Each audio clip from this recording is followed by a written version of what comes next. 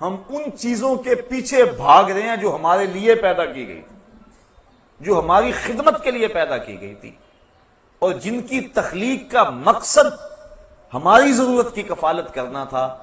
اور ہم ان کے پیچھے بھاگ رہے ہیں۔ بچہ جب شکم مادر میں 120 دن کا ہوتا ہے، فرشتہ آ کے اس کا رزق لکھ جاتا ہے،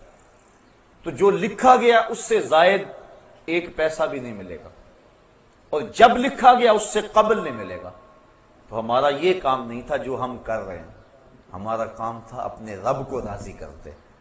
اور اس آخرت کے دن کے لیے تیاری کرتے۔ ویسے ڈر تو رہتا ہے ہر شخص کو موت کا، امام غزالی فرماتے ہیں وہ بھی 3 طرح کا ڈر ہے۔ کچھ لوگ اس لیے ڈرتے ہیں کہ اگر میں مر گیا تو میری زندگی کی لذتیں چھن جائیں گی،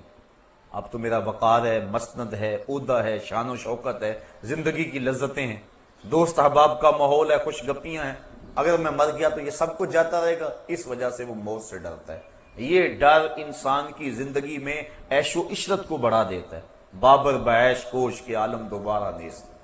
بابر عیش کر لو کہ زندگی بار بار نہیں ملے گی۔ یہ ڈر مذموم ڈر ہے۔ کچھ لوگ موت سے اس لیے ڈرتے ہیں کہ اگر میں مر گیا تو میرے بوڑھے ماں باپ کا کیا بنے گا، میں تو گھر کا واحد کفیل ہوں، اور میرے ماں باپ کو اگر میری وفات کی اچانک خبر پہنچ جائے، بڑھاپے میں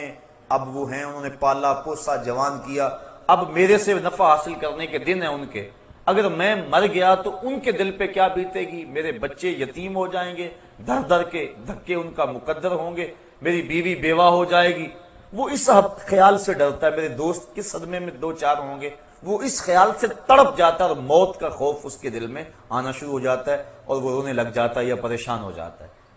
یہ ڈر بھی انسان کی زندگی میں لالچ کو، ہوس کو بڑھا دیتا ہے، اکٹھے کر لو تاکہ بعد والے پریشان نہ ہو، جو کچھ آج کل ہے ہو رہا ہے۔ تیسرا ڈر امام غزالی فرماتے ہیں ایک مومن کا ڈر ہے، اور وہ سوچتا ہے اگر میں اچانک اب مر جاؤں تو میرے پلے کون سا نیک عمل ہے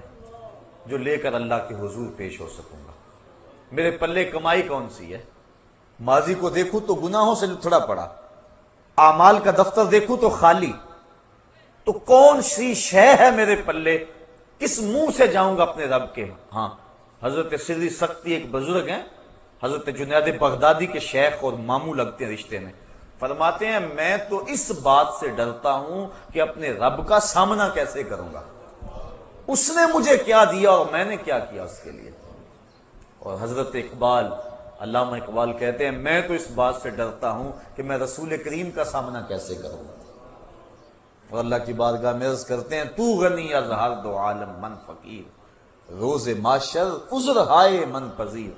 گر تو می بینی حسابم ناگزیر، از نگاہ مصطفیٰ پنہا بگیر۔ اے اللہ میرا حساب نہ لینا، مجھے یوں ہی معاف کر دینا، اور اگر میرا حساب لینا ضروری ٹھہرا تو کم از کم حضور کے سامنے نہ لینا،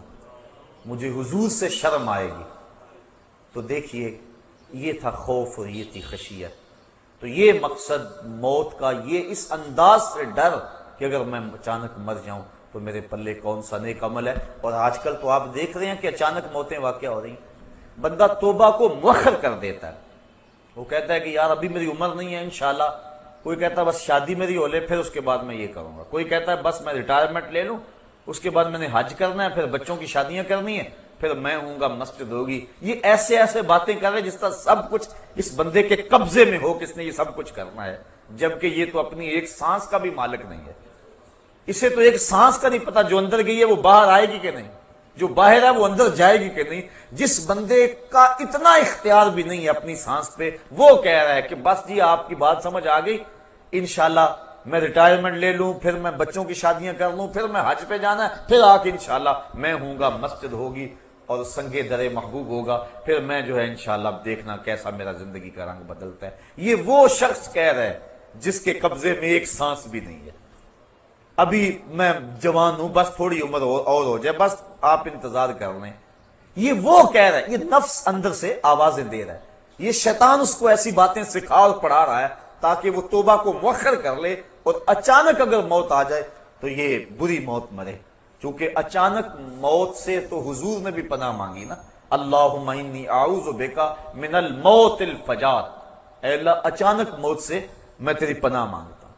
یعنی اچانک موت سے پناہ مانگی. آج کل تو کئی ڈھب ہیں اچانک موت کے، ایکسیڈنٹ ہو گیا، بم دھماکے ہو گئے، بیماریاں ایسی ہیں، اچانک بندہ اس دنیا سے چلا جاتا، اس کو توبہ کی توفیق ہی نہیں ملتی. تو انسان توبہ کو مستقبل پہ مؤخر کرے تو ایک تو اسے مستقبل کی خبر نہیں ہے، اور دوسرا اب وہ مؤخر کر رہا ہے جو حالت اس کے دل کی اب ہے، تو اس کے باوجود وہ مؤخر کر رہا ہے. تو جب 4 سال گزر جائیں گے دل اور سخت ہو جائے گا، تو کیا پھر اس کو ہو سکتا ہے خیال بھی نہ آئے کہ میں توبہ کر لوں؟